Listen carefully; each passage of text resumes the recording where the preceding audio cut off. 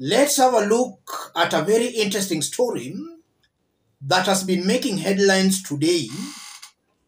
State House announces William Ruto and Uhuru Kenyatta phone talks to resolve retirement benefits law.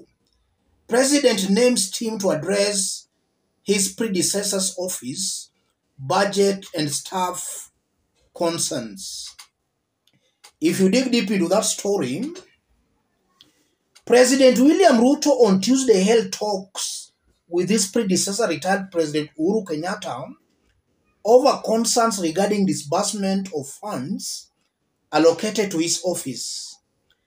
According to State House spokesperson Hussein Mohammed, following the talks, President Ruto constituted a team led by Head of Public Service Felix Koskei to address the grievances raised on Monday by the former president's office. The team, to be led by the Head of Public Service, will address, among other issues, the location of the retired president's office and the attendant staff establishment. Yes, I want us to dig deep into that story. But before we do that, let's have a look at what Kenyans are saying on the story. Yeah, there are some of the reactions from Kenyans. Kanye East, confusion everywhere. They have literally suspended the constitution and now they are relying on crude and unconstitutional ways in resolving issues. Terian, yani the whole time Ruto didn't know what was happening, something that most Kenyans have been aware even before it was highlighted yesterday. Kweli, we have had presidents before, unsaved ones, who drank alcohol, but real truthful and honest men who feared God. Murikinyi Mikigu, but I think this is a straightforward case that needs no negotiation. Must the government wait until he complains to give him what is rightfully his? Kelvin Kimani Mbugwa, the team might use more money than what Uhuru requires. Our prayers are with the people of Malawi. It shall be well someday. MC Prince Kenya. And how does this change the fact that Ruto is running the country like a romantic relationship? Attitude, silent treatment, reversing M-Pesa, lying Mahmoods, and my emotions. Hudson Deda, how did we reach here honestly? This doesn't look good for our country. Too bad. Nabali, what's the need for the team when resources are available from the budget? Mandela Nelson Odin, there's nothing to negotiate about. It's Uhuru's constitutional right. Calvin Otieno, government spokesperson and State House spokesperson are giving different statements on the same issue. Confused government in Kenya's history. Mercy Mathitu, team for what? Give the former president's office his dues and the issues will be resolved. A team is just another name for yet another money paid by this administration. Those are some reactions from Kenyans. And if you look at the comments, almost 99% are saying Uhuru Kenyatta should be given his dues. No need of forming a team. A team for what? You just have to wire the money to Uhuru Kenyatta's accounts. And something also coming out very clearly, I'm seeing serious confusion in Kenya Kwanza government, where the same government giving conflicting stories. So total confusion in Kenya Kwanza government.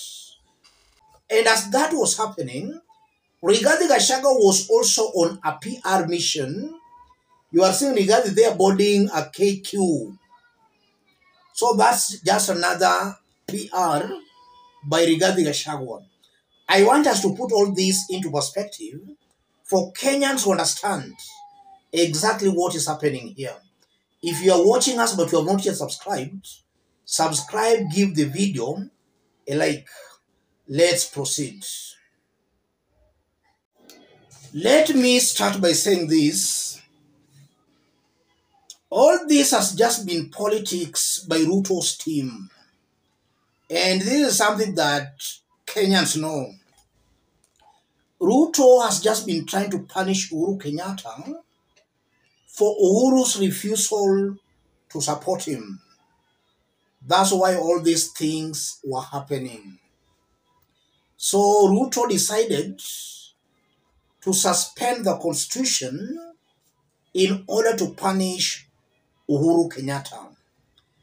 And just as I've been saying here, what goes around comes around. The same treatment Ruto has meted on Uhuru Kenyatta will also be meted on him when he leaves office.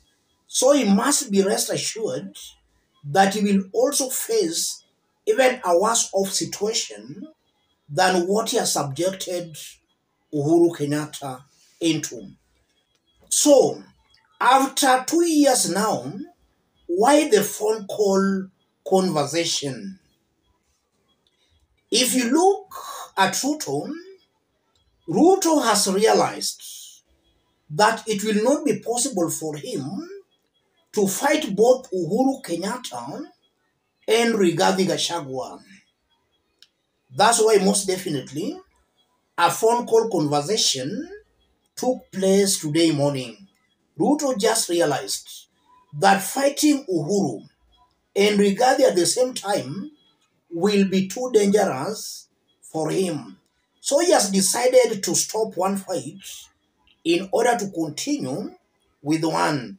And I'm seeing a William Ruto now maybe trying to look for a ceasefire between him and Uhuru Kenyatta. And that will give him enough energy to deal squarely with Rigathi Gachagua. That's what I'm seeing here, ladies and gentlemen. And I'm also seeing a likely plan by William Ruto to reach out to Uhuru Kenyatta to help him fight Rigathi Gachagua. And Rigathi also was trying to reach out to Uhuru Kenyatta to fight Ruto. So you are seeing that scramble for Uhuru Kenyatta. Both Ruto and his deputy Rigathi are scrambling for Uhuru. They want Uhuru Kenyatta's help to fight one another. That's also something I'm seeing coming out very, very clearly. But from the look of things, if Uhuru can help Ruto fight Rigathi, then I support that. If Uhuru can help Rigathi fight Ruto, then I also support that. In that, a weak Kenya Kwanza government is good for Kenyans. This is the worst government Kenya has ever had. If we have a very strong Kenya Kwanza government, then it's very clear dictatorship will soon set in the country. So a weak Kenya Kwanza government is good for our democracy. The William Ruto Rigathi Gachagua we've seen in the last about 2 years has proved beyond any reasonable doubt that the split between Ruto and Rigathi is good for the democracy of the nation. So I'm seeing a William Ruto who has realized he can't fight both of these two leaders. So he's just trying to make peace, maybe with Uhuru Kenyatta, for him to get enough energy to deal squarely with Rigathi Gachagua. That's what I'm seeing here, ladies and gentlemen. But above all, the idea of a committee being formed again, in my honest opinion, is just another way taxpayers' money is going to be looted through that team. Why must a team or a committee be formed? That committee is just meant to loot from the public. So again, that confirms how corruption is ripe in Kenya Kwanza government. Let me stop it there, ladies and gentlemen. If you are watching us but you have not yet subscribed, subscribe, give the video a like. Any other person watching us outside Kenya, drop a comment, let us know from which part of the globe you are watching us from. If possible, subscribe, give the video a like. Thank you. God bless you. God bless Kenya.